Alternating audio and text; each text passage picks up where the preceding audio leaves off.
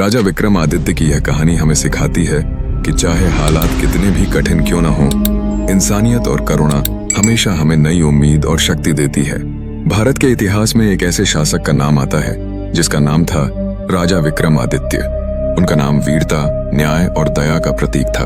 उनके राज्य में लोग सुखी और समृद्ध थे, क्योंकि राजा केवल शासक ही नहीं बल्कि प्रजा के रक्षक और पिता समान थे। एक दिन जब अंधेरे में एक माँ अपने छोटे पुत्र के साथ दरबार में आई, उनका दिल भर आया। बालक भूख से कमजोर और व्याकुल था। माँ ने आंसुओं से भरी आंखों से कहा, हे महाराज, मैं भोजन के लिए नहीं आई। मुझे बस इतना चाहिए कि मेरा बेटा जीवित रहे। वही दरबार के मंत्री मौन रहे, क्योंकि उस समय अन्न की कमी चल रही थी। लेकिन राजा विक्रमादित्य ने त्वरित प्रतिक्रिया दिखाई। उन्होंने तुरंत अपने सिंहासन से उठकर अपना राजसी भोजन उस स्त्री के हाथों में दे दिया। उन्होंने कहा, जब तक मेरे राज्य की एक भी मां भूखी है, तब तक यह सिंहासन मुझे सम्मान नहीं, बोझ प्रतीत होता है। मां की आंखों से कृतज्ञता के आंसू बह निकले। राजा ने केवल भोजन ही नहीं दिया, बल्कि उस बालक की शिक्षा और परवरिश की जिम्मेदारी भी स्वयं अपने कंधों पर ली।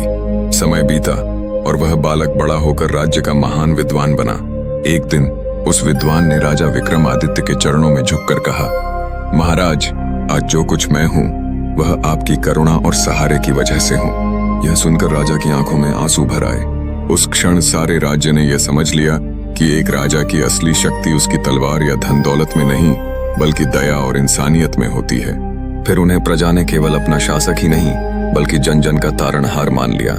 राजा विक्रमादित्य की करुणा सदियों तक गाई जाती रही और उनका नाम इतिहास के स्वर्ण अक्षरों में अंकित हो गया। लोगों ने कहा, सच्चा राजा वही है जो अपनी प्रजा के दुख को अपना दुख समझे। जी, उनकी निस्वार्थ करुणा ने पूरे राज्य को एक परिवार की तरह जोड़ दिया।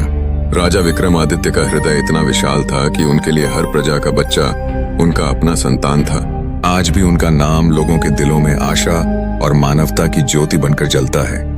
अगर आपको राजा विक्रमादित्य की यह प्रेरणादायक कहानी पसंद आई हो, तो हमारे चैनल इंस्पायर स्टोरी टुडे को